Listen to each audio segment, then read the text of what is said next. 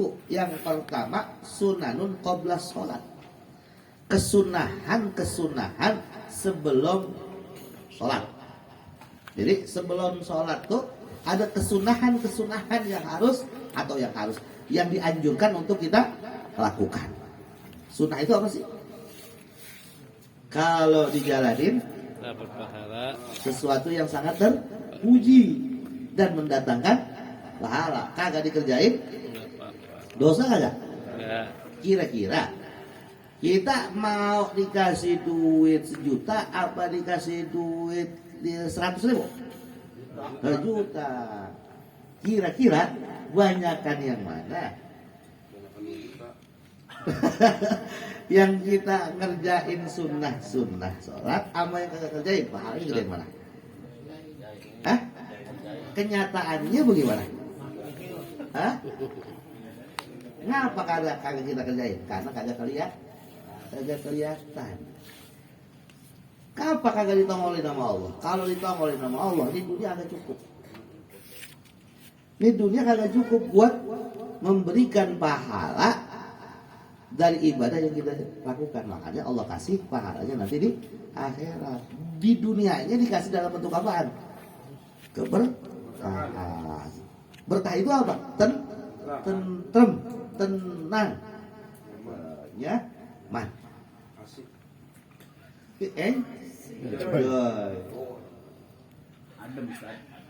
Adem. Iya, enak aja gitu.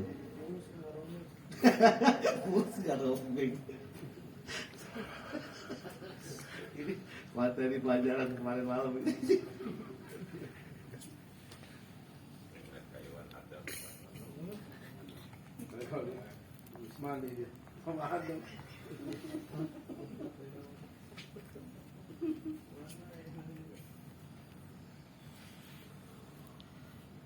Sunanun qabla sholati, kesunahan sebelum sholat.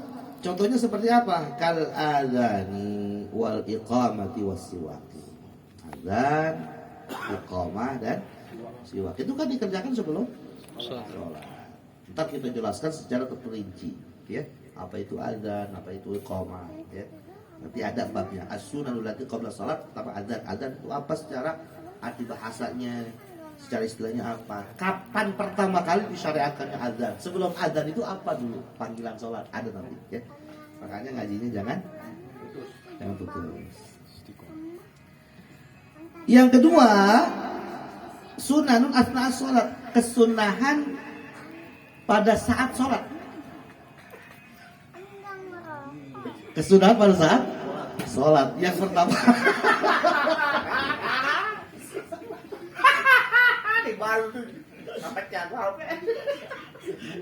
Ini kita punya Umar bin Khattab ini. Umar bin Khattab ini. Masya Allah. Buat film ikut. Ajak aja teman-teman. Dari sini. Kan tadi dari Jati Baru nih. Teman. Kita ngelihat Pak Guru sekarang enak banget mukanya. Subhanallah. Wah, saya ngelihat Pak Guru mukanya bercahaya banget. Di sini saya bilang. Saya baru enggak nih ada Pak Guru nih. Tadi enggak. Pernah ke Bang Serampe, Ustaz? Hah? Pernah ke Bang Serampe? Iya, yang 3 warna itu cerah banget, Pak ya. Jalan. Jadi baru itu pecah itu. Lagi member of University. Pak Guru lagi udah datang ya? Enggak dari tadi. Kan saya dari Jati Baru tadi. 7 hari. Sulit dia. Teman Ngaji di dulu Langsung kemarin Pak Guru. langsung ke sini. Jalan aja. Kita doain Pak Guru mudah-mudahan senantiasa diberikan kesehatan. Amin. Jadi di PP-nya kalau pengen udah pengen buru-buru masuk. Subhanallah. Amin ya Allah ya Rabbi ya Rabbi. Jadi jangan pakai baju PP ini tadi karena saya ketua PP jadi harus ngadirin sana tadi. Saya nggak ngaruh, baju ngaruh sih. Nanti ntar saya mau bayaran Nanti kan ngaji. saya. Tidak PP ini kan apa-apa. bagus PP tadi. Subhanallah. Itu manhas. Tapi jadi Bahkan bagus. bisa sekarang bahkan bisa ngaji kita kalau pakai Pancasila ini. Iya, Masya Allah. Kesel saya ini masih gotel. Apa dibuang? Saya bilang di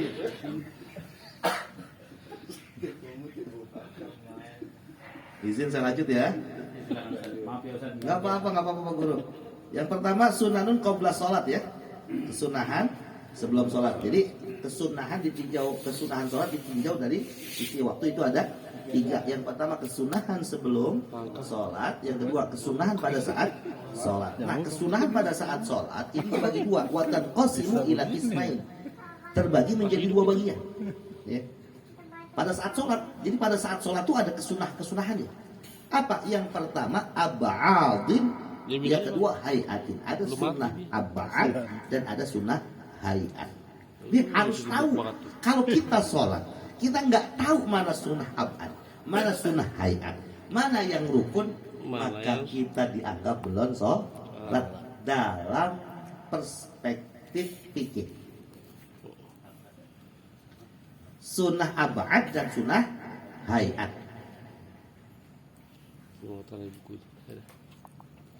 Sunnah apa? Ab'ad dan hayat. Hafal ya. Ntar kita sebutin apa aja jenis sunnah ab'ad, apa sunnah hayat gitu ya. Yang ketiga kita bahas secara garis besar dulu. Sunanun. Oh belum. Nanti yang ketiga. Sekarang kita jelaskan ab'ad itu apa. Apa itu ab'ad? Wa summiyat bidzalika, dikasih nama ab'ad ya. Wa summiyat landen aran gitu kalau bahasa ini. Bidzalika kelawan mengkono ab'ad. Dikatakan ab'ad kenapa? Li'annaha karena sesungguhnya asbahatil faraidh. Karena menyerupai rukun. Ya. Asbahatil faraid itu menyerupai fardu. Hampir serupa dengan fardu. Makanya disebut dengan ab'ad. Pakai dha ya. Ab'ad. Ab'adun. Alasan dikasih nama sunnah ab'ad karena menyerupai fardu. Fayutlabu sujudu sahwi idza tarakaha, apabila kita lupa mengerjakan sunnah ab'ad di dalam sholat ya.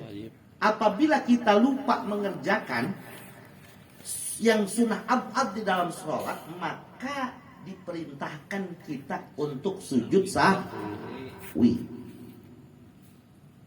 ya, diperintahkan untuk sujud sahwi. Nah sujud sahwi hukumnya apa? Sunnah.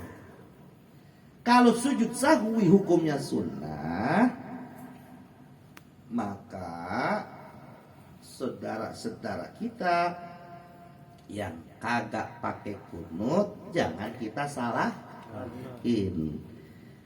Yang kagak kunut juga jangan nyalahin yang kunut. Toh kunut itu adalah sunnah ab'ad.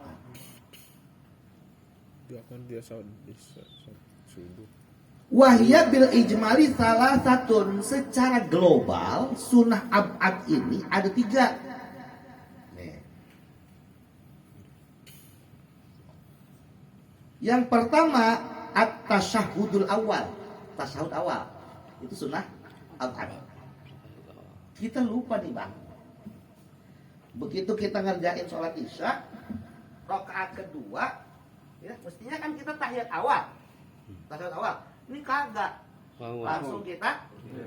Ini kalau udah begini jangan kita begini lagi, batal. Iya. Udah, terusin aja. Kenapa? Karena tasyahud awal hukumnya sunnah ab'ad. Ntar ada anjuran karena kita lupa mengerjakan tasyahud awal di rakaat terakhir setelah kita baca tahiyat sebelum salam sujud 2 kali. Namanya sujud sahwi. Lupa juga sujud sahwi, sah nggak sholatnya? Sah.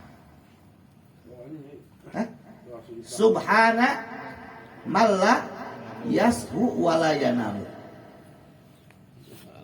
Subhana malla yashu wala yanamu. Duduk di antara dua sujud sama bacanya, Rabbil firli warhamni wajburni warfani warzuqni wahdini wa'afini wa'fuani, sujud lagi. Begitu udah sujud selesai sahwi langsung asal. Enggak usah pakai baca at-tahiyat. Kan at-tahiyatnya udah dibaca di awal. Langsung assalamualaikum warahmatullahi assalamualaikum warahmatullahi. Bisa dipahami? Yang pertama, secara garis besar sunnah abad itu macamnya tasyahud awal. Yang kedua al-qunutu. Qunut.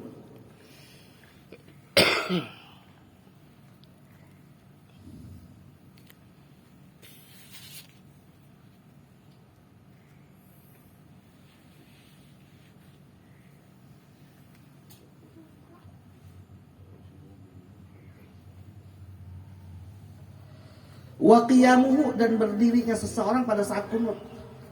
Dia lupa begitu i'tidal. Begitu i'tidal dia langsung sujud kagak pakai kunut gitu. Wassalatu 'alan nabi wal ali washabbi fihi, dan dia juga lupa baca sholawat pada saat kunut. Baca sholawat atas nabi, atas keluarga dan para sahabat-sahabat nabi. Yang ketiga, termasuk sunat abad juga as-salatu 'alal ali fit tasyahhudil akhir. Salawat kepada keluarganya Nabi. Bacanya cuma Allahumma sholli ala Sayyidina Muhammad, enggak ada wa ala alihinya. Alihinya enggak dibaca. Alihinya ini menjadi sunnah abad. Tapi baca salawatnya wajib. Orang pada saat tahiyat dia kagak baca salawat sah enggak? Kagak sah. Gitu. Paham ya? Nah, mana yang masuk kategori abadnya? Mencantumkan keluarganya. Keluarganya. Kalau tiba Allahumma sholli ala Sayyidina Muhammad sah. Di tasyahud akhir. Sah. Dia lupa baca alihinya. Ingat, alih nggak dibaca. Nggak perlu dia ulangi lagi. Ntar begitu selesai baca tahiyat dia sujud sahwi. Bisa dipahami?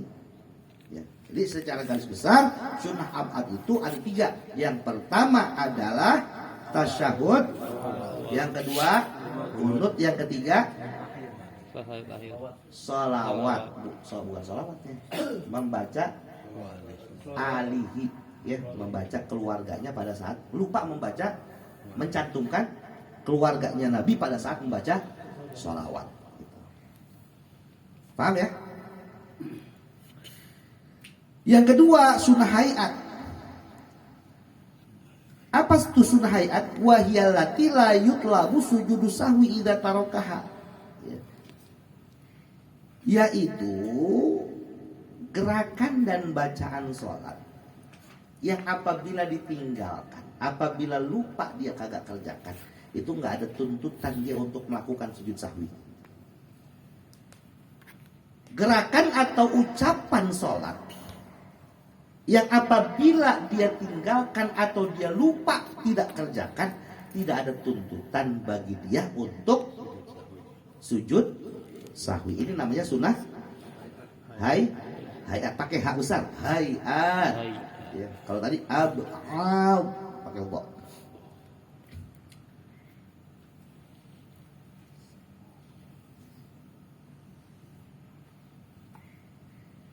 Apa saja? Wahya baqiyatus sunan ghairil abad.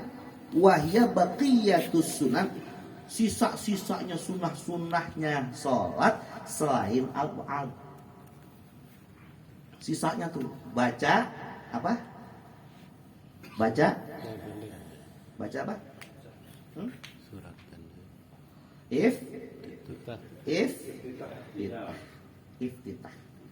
Baca iftitah masuknya sunnah hai. Ketika orang sholat Allahu Akbar, Bismillahirrahmanirrahim, Alhamdulillahirabbil alamin, ada tuntutan bagi dia untuk sujud sahwi? Kenapa? Karena masuknya sunnah hayat. Saya paham ya? Sama tadi kata Pak Guru tidak bacaan tidak. Saya dulu kalau ngomong gitu. Tidak gitu kalau ngaji sama Nyanyi Fatimah. Iya, itu sama saja tadi yang Sama Sama ya? Pak Guru. Kalau nenek kan begitu. Iya. Ya, Heeh. saya jadi dapat dari orang tua. Ya, Ingat lagi kita nih ya. I'tidal itu i'tidalnya rukun, gerakannya bacaannya sunnah. I'tidal gerakannya itu rukun. Bacaannya sunnah hayat. Sama dengan takbir. Takbir yang rukun itu apanya kemarin? Takbiratul ihram yang rukun apanya? Ucapannya. Gerakannya? Sunnah apa? Sunnah hayat. Gitu. Paham tentu ya? Iya. Yang sunat apa? 3 kan? Apa aja? Terus? Kunut. Iya. Selain itu? Hayat. Yang apabila dia lupa nggak perlu pakai sujud sahwi. Memang ilmu itu memudahkan kita dalam ibadah. Kita kalau nggak ada ilmunya ibadah, yang ada syak, keraguan-keraguan. Bener kan ya, bener kan ya? lupa kadang-kadang Ustaz, ini udah berapa rakaat ya sholat gitu. Wah itu memang penyakit lupa itu nggak cuma kita. Ini udah 3 rakaat atau berapa ya nih saya? Bisa 3 kali saya aja. Gimana kondisinya kalau begitu?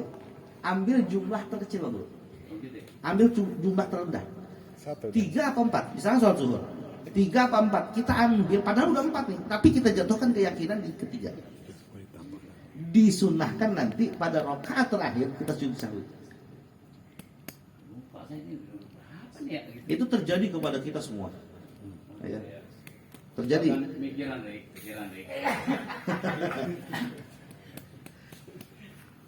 Apa cuma ketawa?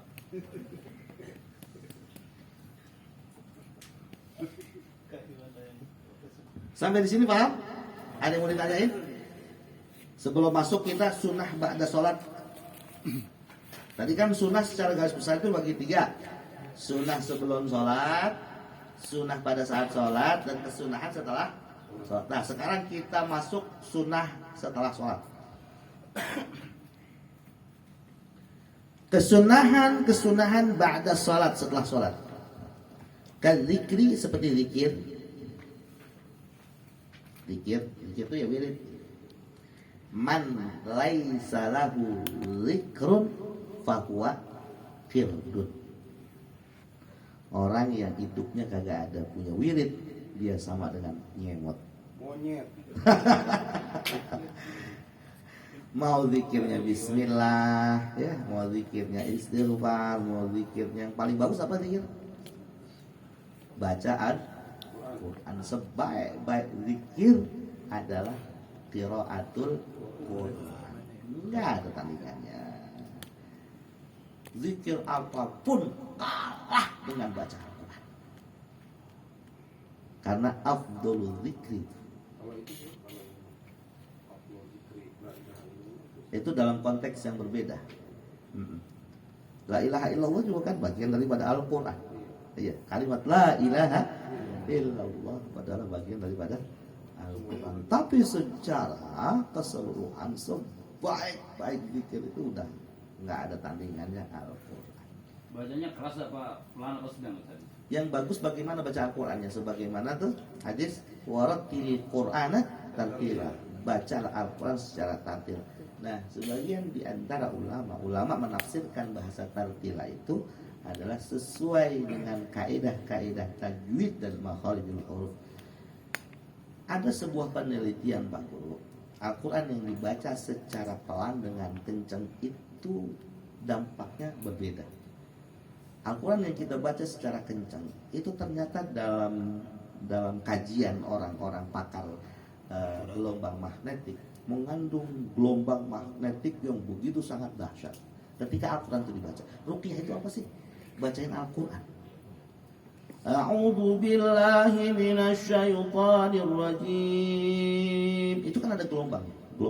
Itu ketika ada seorang pakar ilmuwan ya, mengkaji daripada gelombang magnetik, a'udzu billahi minasyaitonir rajim. Dahsyatnya luar biasa itu. Lebih kencang daripada aliran listrik.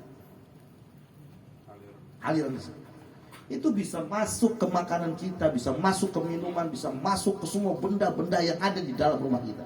Bahkan ke dalam diri manusia yang ada di dalam rumah tersebut akan bisa merasakan dahsyatnya bacaan Al-Quran. Untuk air juga itu saja. Ada Energi yang positif yang luar biasa. Yang kemarin saya bilang, Rabit ibni Rabbi hanya sekedar membaca Alif Lam Mim, kemudian dia teriak di luar kesadaran dia, yang dia menganggap bahwa syair dia begitu sangat tinggi nilai sastranya, nggak ada yang bisa menandingi. Nah, ini yang harus kita pahami, bahwa Rasulullah diutus di suku Arab kepada Bani atau suku jahiliyah, Arab bahasa jahiliyah. Jahiliyah bukan karena mereka tidak memahami keilmuan. Keilmuan mereka sangat tinggi. Makanya ada istilah sastra Arab.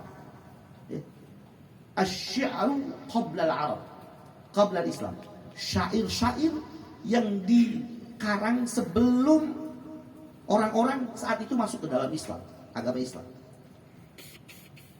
Kalau nabi-nabi terdahulu kan mukjizatnya secara madiyah, secara materi. Nabi Musa dengan tongkat, ya. Nabi Nuh, ya, perahunya kan itu ya.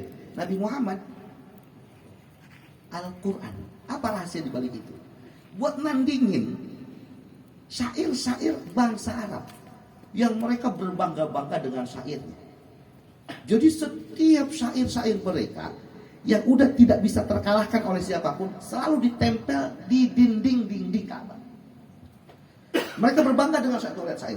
Siapa yang bisa ngalahin? Nggak ada yang bisa ngalahin syair. Bahasnya begitu. Ada seorang sahabat, ini sering banget saya ceritakan tentang itu. Dikutip di dalam kitab Al-Islam Yatahadda. Islam menantang orang-orang kafir Quraisy yang mereka tidak percaya dengan Al-Quran. Akhirnya ada seorang sahabat cuma nulis Alif Lam Mim di samping daripada syair Rabit ibni Rabbi. Rabit ibni Rabbi saat itu belum masuk Islam. Dia bandingin syair, karya syairnya yang begitu sangat panjang dengan tulisan Alif Lam Mim, nggak ketemu dia.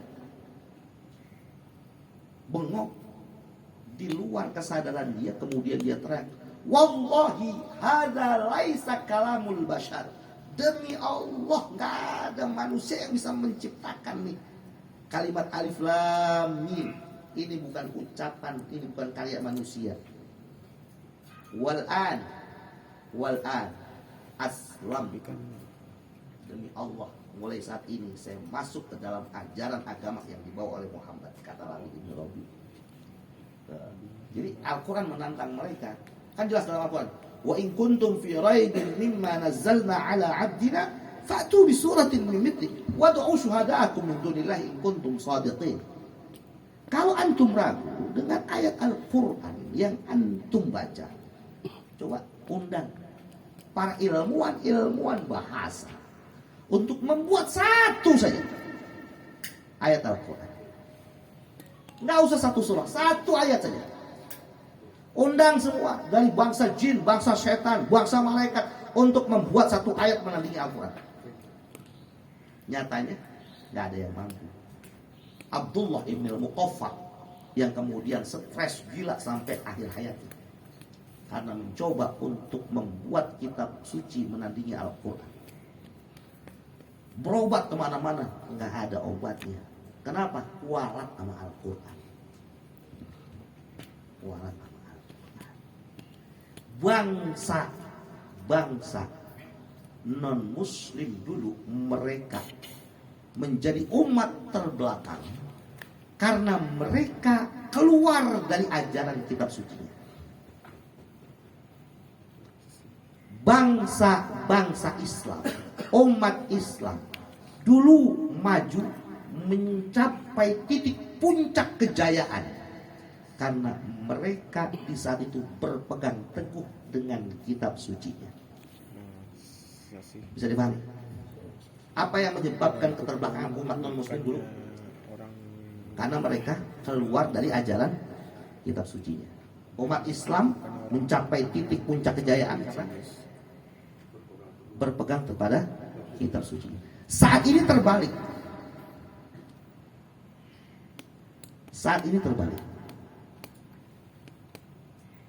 Umat Islam menjadi umat yang terbelakang. Kenapa? Karena meninggalkan dari ajaran-ajaran Al-Quran. Umat non-muslim mereka menjadi umat yang maju. Kenapa? Sekarang? Karena mereka menjauhi kitab suci. Dulu mereka berpegang teguh kepada kitab sucinya, mereka menjadi umat terbelakang. Sekarang mereka tinggalkan kitab sucinya, mereka menjadi umat yang maju. Apakah bisa sejarah itu berulang? Bisa, dengan satu kata kunci, kembali kepada ajaran agama Islam. Apa yang nggak ada di dalam Islam? Semuanya ada. Maka jangan pernah takut ketika anak-anak kita pesantren. Jangan pernah takut ketika anak-anak kita sekolah di agama. Bahasa, lu jangan sekolah di madrasah, ntar ujung-ujung paling cuma bisa mimpin tahlil. Itu kudu kita buang. Sekarang orientasi orang tua nyekolahin anak, kerjaan SD mulu. SMK aja sekarang sudah ada penjuruan, Pak Guru ya? Penjurusan. Sampai saya nyaranin Ustaz, ya Iya. waktu saya masih ngajar ya di Iya. SD. Ini kok SD mulu, madrasah dong. Oh, penuh begini. Ngejar SD terus. Saya kan guru SD. Ya ini kok madrasah kagak ada ya. Dikit saya lihat. Karena tadi Ustaz katakan orientasinya kerja. Orientasinya ada duit. Orientasinya kerja. Kerja. Tapi bagaimana dulu orang tua kita? Orang tua kita, toh, gue mah kagak nuntut apa-apa sama lu. Lu sekolah yang benar, yang penting lu bisa ngaji. Yang penting bisa. Sekarang nyari orang yang bisa mimpin tahlil itu susah banget. Nyari orang yang bisa mimpin tahlil jarang. Alasannya berbagai macam alasan. Mestinya kita sebagai orang tua saat ini harus bisa mempersiapkan generasi-generasi kita. Di saat kita sudah berada di dalam tanah, adakah nanti yang mau tawasulin kita, mau doain kita? Kata pandangan Imam Syafi'i, orang baca Quran tapi kagak ada dia hadiahkan Allahumma taqabbal wa balik thawaba ma qara'nahu min suratil Yasin, gak bakalan sampai. Passwordnya Allahumma taqabbal wa balik thawaba ma qara'nahu minal Qur'anil azim. Apakah saat ini kita udah tahu itu? Sementara orang tua kita dulunya udah nggak ada misalnya. Adil. Kita baca Al-Quran, kita baca Fatihah, kita baca Yasin, kita baca Al-Kahfi, kita baca Tabarak, kita baca Al-Waqi'ah. Setelah itu nggak ada Allahumma taqabbal wa balik thawaba ma qara'nahu minal Qur'anil azim, nggak sampai. Kalau kita kagak tahu, gimana kita mau ngajarin anak-anak kita? Ntar kondisinya di saat kita dalam kubur, anak-anak kita kagak tahu bagaimana cara saya ngirimin bacaan Al-Quran buat orang tua saya dalam kuburan. Dosa kita. Pentingnya agama buat anak-anak kita. Saya setiap anak bangun tidur, saya tanyain, nak, mimpi nggak semalam? Saya ngeri kalau dia balik, saya nggak tahu. Mulai saat ini kita harus ajarkan kepada dia bagaimana cara mandi janabah. Kalau anak kita nggak tahu, dan kita kagak ngajarin, selamanya anak kita bawa hadis besar. Kalau di sekolahannya diajarin dan dia ngundang, kalau dia kagak diajarin atau diajarin dia kagak ngundang, selamanya dia bawa hadis. Ini pentingnya kita belajar fikih. Nggak cuma buat kita, paling kagak bagaimana nih ilmu bisa manfaat. Udah skala kecil aja dulu keluarga kita. Ya. Nah, sunanun ba'da salat, sunah-sunah setelah salat apa? Kadzikri, seperti zikir, wal julusi fi musallahu, duduk di tempat salatnya. Itu salah satu di antaranya. Ya. Sunah-sunah setelah salat. Secara kesimpulan, sunnah sholat ditinjau dari sisi waktu ada berapa? Ya. 3. Yang pertama, Belum sholat. kesunahan sebelum. Contohnya seperti azan, iqamah, siwak. Kedua, ya siwak. Siwa apa sih siwa? Siwak. Bersiwak Pak Guru. Oh, yang isu sholat gigi. Bersiwak. Yang dari kayu ya? Iya. Kan kita nggak punya. Bisa pakai sikat gigi. Gimana? Ada pertanyaan, cakep itu pertanyaannya. Bagaimana andai kata kita nggak punya kayu? Kayunya itu kayu arak. Nanti kita ada nih pembahasan di kitab At-Thaharah gitu ya. Kalau misalkan nggak ada siwak, nggak ada kayu arak, kira-kira pakai bahan yang kasar boleh kagak? Boleh, nggak apa-apa. Contoh misalnya baju kita kasar nih. Cuman jorok amat ya.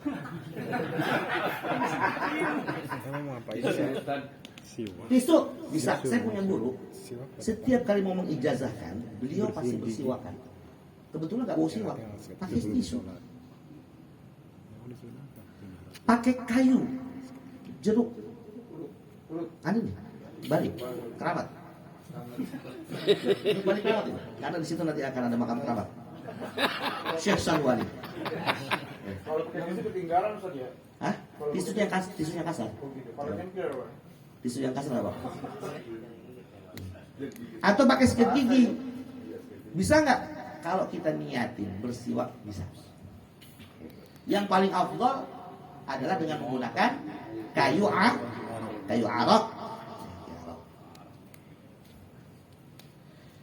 Yang kedua sunnah apa tadi? Pada saat sholat. Pada saat sholat. Yang ketiga Setelah sholat. sunnah setelah sholat. Dah sampai sini aja dulu ya. Insyaallah minggu depan kita bahas tentang Saya adzan. baru tahu nih Ustaz ya. Iya. Di saat sholat itu ada kesunahan. Iya. Saya baru tahu sih. Masyaallah, alhamdulillah. Saya pikir itu wajib ya gitu kesunahan. Ini saya ngaji. Jadi saya jujur aja. Ya, pikir itu udah sunnah tadi itu yang pertama-tama aja ya. Iya. Ternyata di saat sholat aja ada kesunahan. Betul. Bahkan Imam Nawawi Pak Guru di dalam kitab Tanqihul Qaul Al-Hadits, Lo juga Run, belum tahu Run sebenarnya. setiap gerakan Pak Guru, Tahu lo. Pak Guru, setiap gerakan dan bacaan itu ada nilai falsafi. Kita takbiratul ihram kan angkat tangan. Ini ajaran dari mana? Rasulullah. Ternyata Rasulullah mengajarkan kita takbiratul ihram angkat tangan. Ini ada maknanya.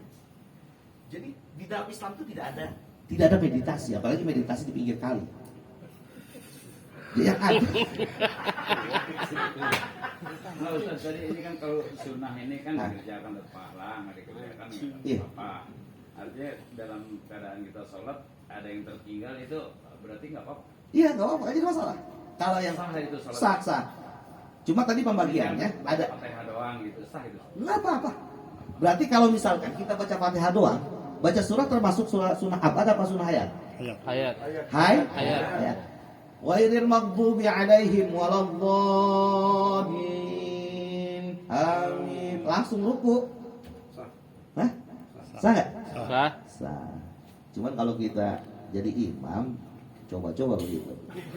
Iya. Kalau Saya kagak, ketinggalan nih Ustaz ya, udah sebentar lagi nih. ah, Imam tuh mau apa ruku ya? mm-mm. Saya sholat ikut. Saya bacanya separuh doang itu Ustaz. Nah, cakep ini pertanyaan. Itu banyak Ustaz. Kondisinya kita jadi makmum. Makmumnya makmum masbuk. Makmum masbuk itu yang kagak ngikutin takbiratul ihramnya imam, Pak Guru. Imam udah baca surah, Ya. kita udah baca Fatihah aja semampunya. Atau misalkan si imam sudah rukuk, Pak Guru. Enggak. Trik, dia trik. Lu juga belum bisa. Ini imam udah rukuk. Ustaz, sini Ustaz. Ustaz, coba. Ustaz, Lukman belum datang nih. Ya, Ustaz Lukman. Tapak Saya Allahu Akbar. Ustaz Lukman takbiratul ihram berat. Nah, ini Ustaz. Nah, ini Ustaz, jadi kan enak nih kita. Saya begini nih, Allahu Akbar. Nah Ustaz Lukman udah nggak usah pakai baca Fatihah, langsung masuk berapa rakaat? 1 rakaat. Fatihahnya Ustaz Lukman ditanggung sama si imam. Kecuali Kecuali Saya posisi kejar saya. sekenceng-kencengnya Ustaz ke ketemu juga. Saya kejar itu. Kamu kenceng banget itu nggak ketemu juga. Saat itu kan biasanya ditebak dulu ya, Sat ya? Nggak usah pakai, nggak ada ajaran gitu Pak. Ini saya kan emang mendasar saya nanya ini. Jadi maaf ya teman-teman yang udah pada tahu, nyantai aja gitu. Jadi ini forumnya forum ngaji. Kalau ada hal yang ingin ditanyakan, tanyain aja ya. Iya, kita masih kita Karena ini baru semua. ini sering terjadi yang kayak begini. Jangan sampai nanti pada akhirnya ini yang saya ceritakan, ada sahabat saya lagi sholat isya ditepuk. Ini ngapa nepuk kuat? Jadi tepuk itu nggak ada sebetulnya. Cukup kita kasih isyarat dengan takbir kita.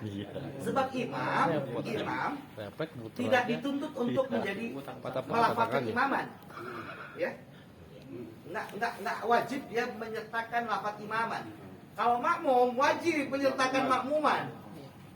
Kalau makmum dia tidak menyertakan makmuman, nggak jadi sholat jamaahnya dia. Kalau imaman nggak perlu. Maka ketika dia sholat sendiri pun, kemudian ada makmum masbuk yang datang, ya, dia berjamaah, sah jamaahnya. Imam yang si sholat sendiri tadi gimana? Dapat pahala jamaah. Gitu. Nggak perlu tertepuk. Nggak usah. Kesian kalau ditepuk kaget tadi ya. Ngerinya kalau yang ditepuk oleh latahan. Ayam. Iya. Kalau mau jangan ditebuk bang, asal saya sholat imam kasih duit. Memang ada di sini. Senggol emang senggol. Jadi Pak Guru, Bingung tuh kalau senggol. dasarnya, jadi yang menjadi ukurannya adalah ruku. Kita masih menjumpai rukunya imam, berarti kita dapat satu rakaat. Tapi kalau sudah tidak dapat rukunya imam, misalkan posisi imam sudah i'tidal, kan sujud ya. Udah kita Allahu Akbar langsung sujud aja. Cuma kita kagak dapat satu rakaat itu. Gitu.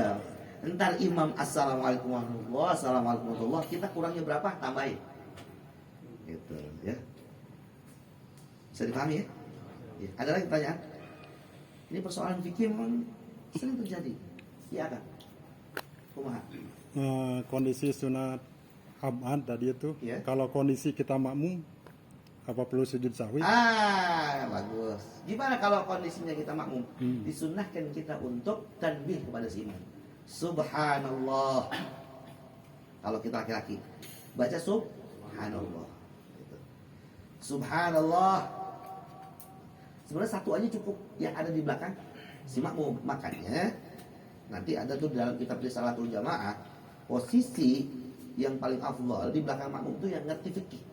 Enggak, kalau kita lupa gitu, keadaan makmum kita nih Kita makmum. lupa enggak membaca atau enggak kan harus sujud sahwi tuh, tapi keadaan kita kan makmum gitu. Ya kita ngikutin imam. Oh, gitu. Aturannya kita ingat nih, lah kok si imam ninggalin sholat apa nih, gitu kan ya, kunut, gitu. Ya namanya subhanallah, subhanallah. Si imam memang udah terlanjur dia membungkukkan badannya, udah dia sujud aja, kita ikut aja, jangan kita memisahkan diri, batal jamaah kita. Glosor aja udah. Berarti udah tanggung Imam udah ya. paham, ntar dia sujud sahwi ini. Enggak sujud sahwi, udah kita ikutin imam aja. Toh sujud sahwi juga hukumnya sunnah. Gitu kan? Tapi Iya. sujud sahwi. Ya. Iya, sujud sahwi. Bisa dipahami ya? Sampai saat ini yang saya belum dapat jawabannya ketika si imamnya batal dalam posisi sujud.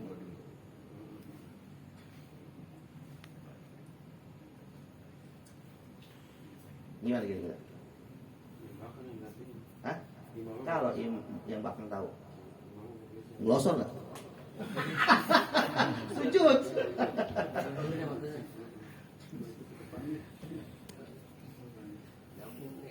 Hah? Kondisi seperti itu kondisi darurat. Kondisi darurat.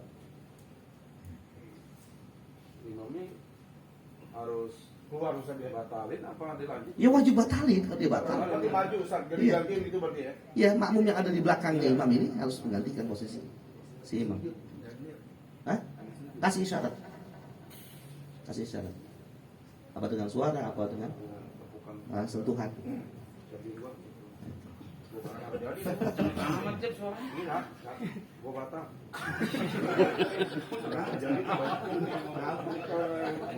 Amat. Ada yang mau? Ada yang mau bilang? Pulang aja, saya mau.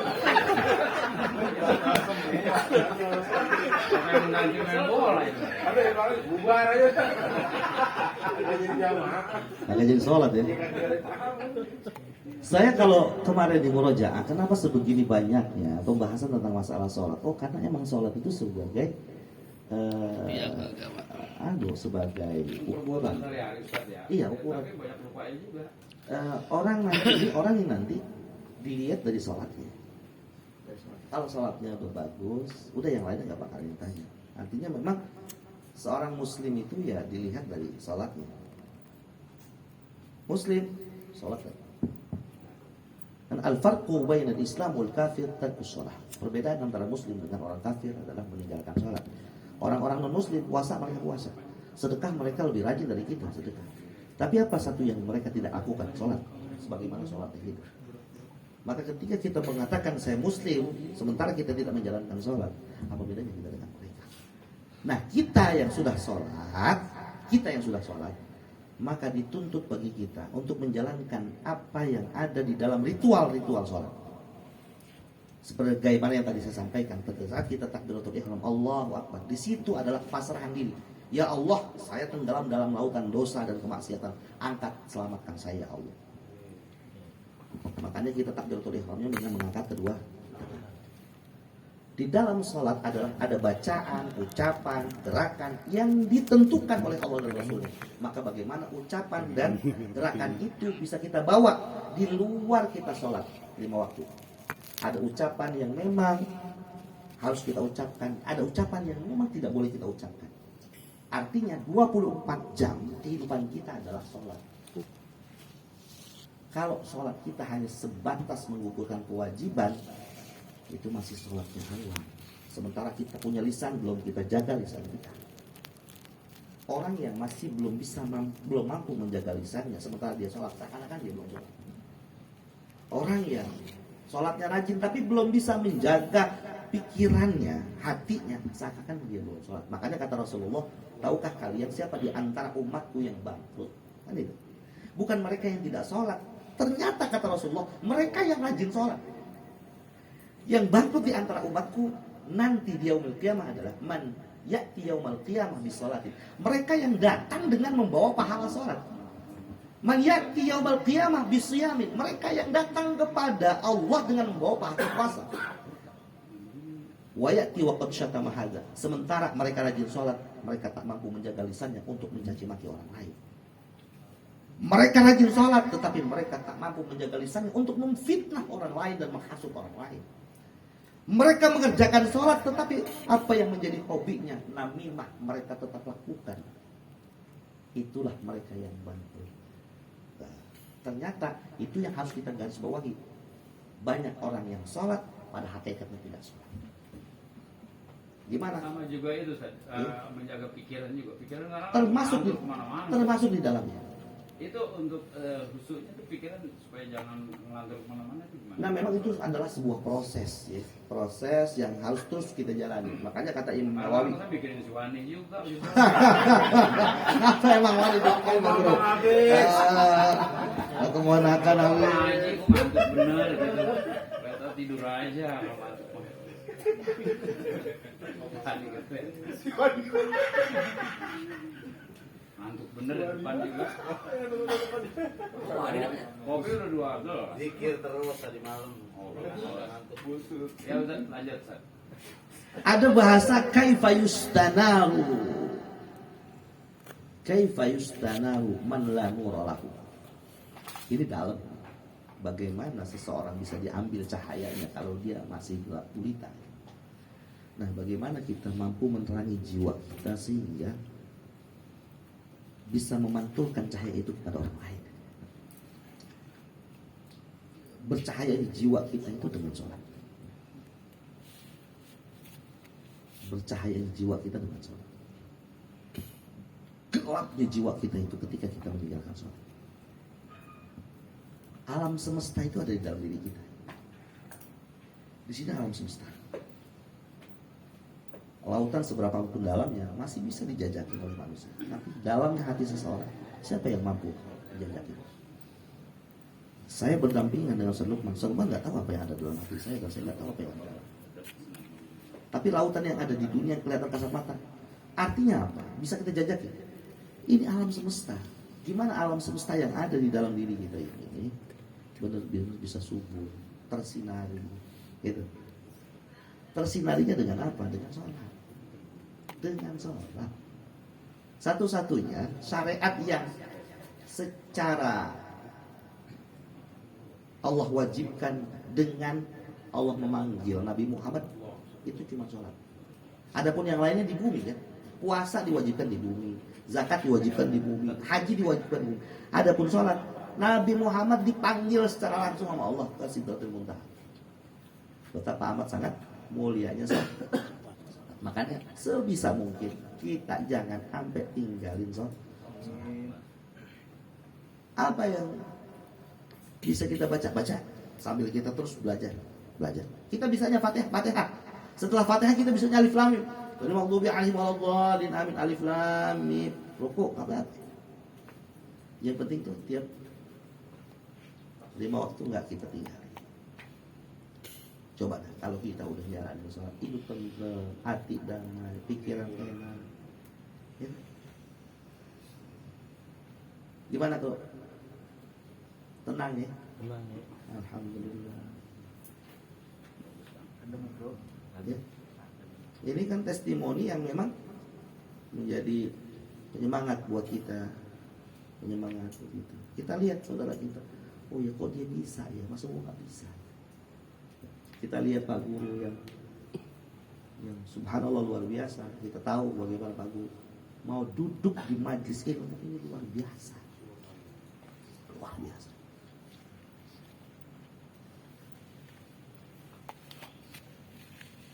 Mudah-mudahan teman-teman kita yang lain bisa terpanggil sama-sama. Kita dalam rangka apa sih ini? Dalam rangka nungguin malaikat Israel doang gitu. Kita dalam rangka apa sih? Kita dalam rangka biar kita diakui sama Allah sebagai hamba. Kebanyakan kita cuma ngaku-ngaku doang kan sebagai hamba. Saya hamba, Allah ngakuin nggak kita hambanya? Penghambaan yang sesungguhnya menurut Allah itu bagaimana? Yang saya sampaikan tadi, kebanyakan kita masuk dalam wilayah ketuhanan. Sok jadi Tuhan, sok jadi Allah. Padahal kita hamba loh. Sementara tiap habis maghrib kita baca, wa ana abduk, saya adalah hambamu. Lah kalau kita sebagai hambanya Allah, mestinya bagaimana? Sifat penghambaan kita ini terhadap zat yang maha kuasa, kudunya bagaimana? Jangan mencoba jadi Tuhan. Kalau kita hamba, kita nggak lebih dari budak. Maka apa yang menjadi perintah Allah udah jangan merengkap, jalanin. Nggak usah pakai kita logikain. Kan gitu. Allah udah perintahin begini, jalanin. Kita hamba, kita budaknya Allah. Tapi sementara kita berkuar-kuar, saya ini hamba. Ngaku. Apa Allah mengakui kehambaan kita? Belum tentu. Gitu ya. Nilai-nilai penghambaan yang harus betul-betul kita hayat. Wallahu a'lam. Insyaallah minggu depan kita bahas tentang azan. Apa itu azan? Ya. Mudah-mudahan Allah kasih kita istiqomah semuanya. Amin. Saudara kita yang lagi pada sakit, mudah-mudahan Allah angkat penyakitnya. Ilmu yang kita dapat mudah-mudahan jadi ilmu yang berkah manfaat. Wasilah kita ngaji malam hari ini, mudah-mudahan berkahnya juga kecipratan buat keluarga kita, buat anak-anak kita. Ya, siapa orang tua yang melakukan kebaikan, maka kebaikan itu akan bisa dirasakan oleh anak-anaknya. Mudah-mudahan Allah kirimkan juga pahalanya dari kebaikan kita malam hari ini buat orang tua kita yang ada dalam alam barzah. Mudah-mudahan orang tua kita dalam barzah tersenyum gembira melihat apa yang kita lakukan di malam hari ini. Al-Fatihah. A'udzubillahi minasyaitonirrajim. Bismillahirrahmanirrahim. Alhamdulillahirabbil alamin arrahmanir rahim maliki yaumiddin. Iyyaka na'budu wa iyyaka nasta'in. Ihdinas siratal mustaqim.